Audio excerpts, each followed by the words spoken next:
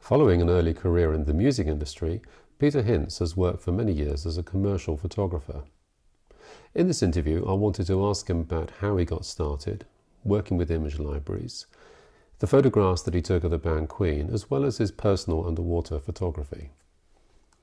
I think ever since I was young, I liked photography. I liked images. I can remember that sort of magic of seeing, photographs coming back from the chemist or whatever in those days, and even if it was holiday photos, and which were few and far between, but I liked that sort of imagery, and so I'd always liked, I suppose, making pictures. I mean, I couldn't really draw, or not very well anyway, so photography was the kind of easier way out. What made you decide to go professional? I think a lot of things. I mean, because I'd always enjoyed it, and throughout my time in the music business, from when I was 18 till I was 30, 31, I'd bought more cameras and going to Japan when they used to be cheap in Japan, and picking up bits and pieces and just learning as I went. And I suppose that after the music business, I didn't really have anything else I could do. I didn't want to go any further than where I'd been, or there wasn't really the opportunity. And I think I'd probably had enough. I was pretty tired. It was a tough life, and so I'd always had this thing. That's what I'll be. I'll be a photographer. Even kind of in the heyday of when I was in the music business and nothing else mattered, I still kind of thought I'd like to be a photographer. It's something I really enjoy, and so whenever photographers were around, or around the band or whatever, I always took a really big interest and got to know some of them, and kind of gleaned information and stuff like that. But your experience in the music industry, was about travelling on the road, very big stadium concerts and the like. And so, do you think that experience of handling that kind of situation helped prepare you for organising shoots? I mean, how does it compare, organising a shoot compared to organising certainly a band? The production side, the organisation side, that and all those disciplines that I'd had in the music business. They put me in very good stead for when I did get work, for when the commissions did come in, and that I was used to working with budgets. I was used to getting things done on time and properly, and having that professionalism. And I was quite shocked to find within photography how lax some people were. That there would be shoots and huge amounts of money involved, and photographers wouldn't have a spare camera body, for example, or whatever it may be. And to me, that was just unbelievable, because I'd been brought up with this ethos of the show must go on. If that goes wrong, something else seamlessly gets put into place. A microphone cuts out, there's another one, you flick a switch, and things just move on. And something's damaged in transit, we've got a spare, we'll get the bad one fixed. And so all of those kind of I suppose professional not tips, but just way of working, that if I have to stay up all night to get this done, I stay up all night to get this done. I wanted to ask about the stock photography, which you've been doing for quite a number of years now. How did that first start? I was approached by the Image Bank, I suppose in the early 90s, something like that, to do some shoots for them. And I think because the Image Bank were franchises, I think at the time they were owned by Kodak, and the London office was owned by a guy called Mark Cass, and he was quite forward thinking in getting, if you like, commissioned shoots and paying photographers to do shoots, and then and financing them, and spending proper money to, I suppose, produce better quality images, because I think back then you could tell a stock image from... What sort of era are we talking about? Early 90s, I would say. Okay. 91, 92, that sort of period. And I think that we all had that sort of idea. You look through the stock library catalogues, and they were all kind of similar, and people tended to be overlit and not very well done. And so I think it was moving away to so that you wouldn't be able to tell whether it had been commissioned or if it was a stock image. And anyway, I started doing work, but unlike other people who were just paid X amount and gave their rights away, I said, well, actually, no, I don't want to do that. I'll, you know, do it for you and you can pay me a fee, but I would still like a percentage, which is what I did, and I'm very grateful I did after taking advice from other people. And so, yeah, I still get very small amounts of money still today from those shoots. Can I ask about the practicalities of doing stock library photography, the kind of things that you need to do? So I imagine there are things like model releases, but are there other things that you need to provide for the picture editors when you do a submission? Yeah, I mean, it was, as I say, it was like doing a proper advertising commission or design commission, and that you did it professionally.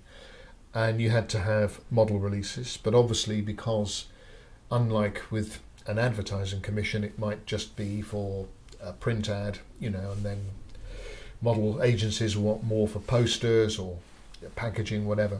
You obviously had to do a buyout so that, you know, it was all rights, and that would limit you to the models you could use. And early days, a lot of the big agencies wouldn't do stock photography. They felt that it, you know, sort of cheapened things and you know, pushed generally fees down, which, you know, I think there probably is some truth in that. But yes, you would have to have everything model released and property releases as well. And since then, things I think have got even tighter because the agencies tend to be American owned, and America being quite a litigious society, and lots of lawyers involved, they want things to be absolutely watertight in case somebody sees, you know, their home or their front door or whatever it may be, or their property in a shot and can, you know, make claims.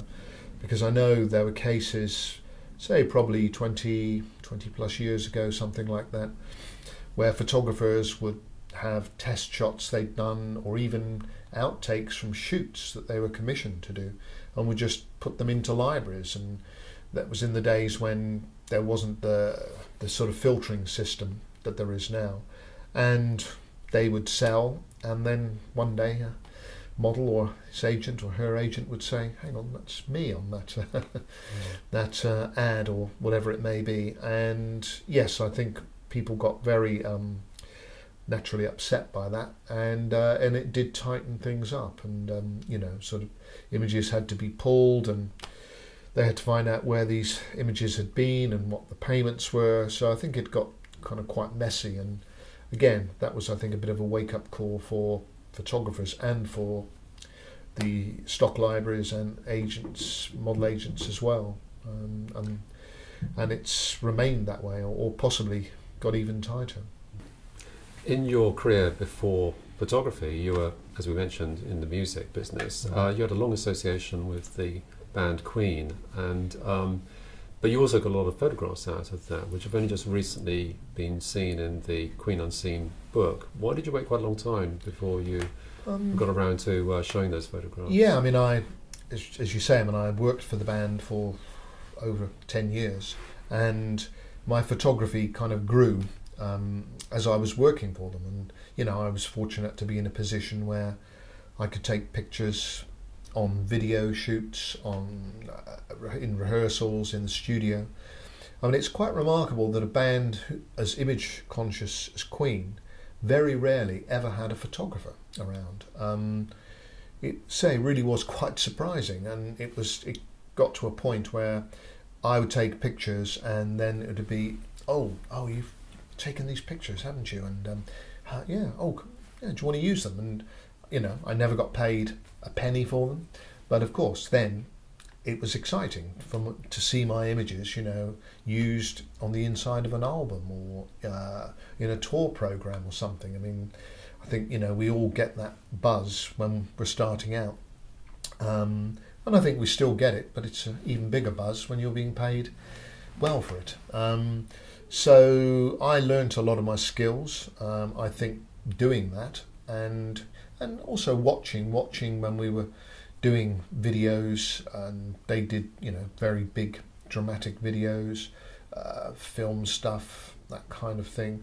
So yeah, I mean, I built up an archive, which sadly I only have a small amount of, because for various reasons things were borrowed, used and disappeared and lost over time. So the images that I had never really did anything. They were just there in a file.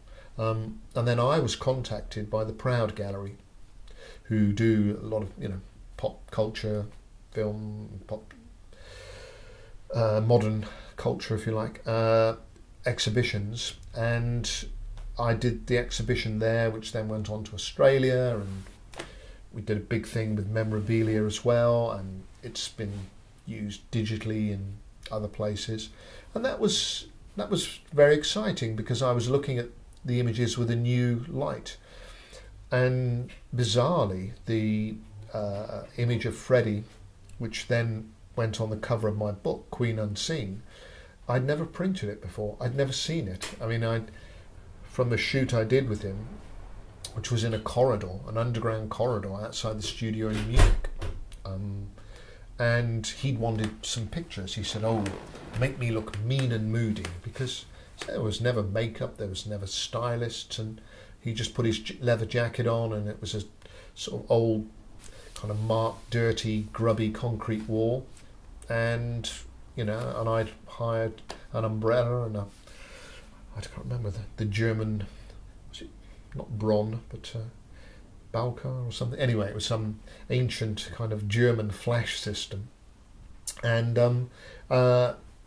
took the shots. But I'd never seen that one before. So it is interesting. You can go back and look at your images years later and see things that you didn't see. And I think you always had that one of him in the robe, in the ermine robe, yeah. Which was that shot at your studio? That was shot in my studio, and you can see the studio behind it. And he liked that. He liked that thing of. Later, he did this song called "The Great Pretender." And he referred to himself as the Great Pretender because he was a showman. It was all about showmanship. And I think that image, in some ways, sums it up. You've got this grand thing of him in the crown and being over the top. And yet you can see the edges of the white colour armour, you can see the bow poles, you can see bits of polyboard in the background, you can see the edge of the strip lights, you can see the nuts and bolts. Whereas if he'd just been floated on, silhouetted on a white background, just wouldn't have had the same kind of feel to it. And I think you're right, yeah. And he also, and it works very well within the square format, and he really liked it. It wasn't used for that because I shot something else he wanted, but I think it sums him up very well. That for all the grandeur, it was always a show. It was always, he was Freddie the showman, and then outside of that, he was a very private person, and he was always quite happy to acknowledge that.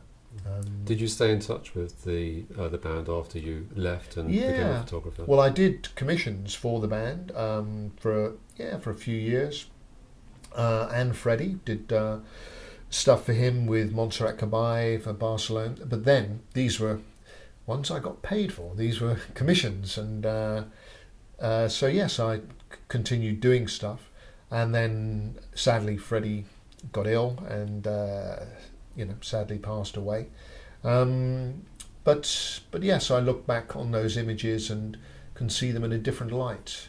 How important would you say it is for photographers to have good business skills?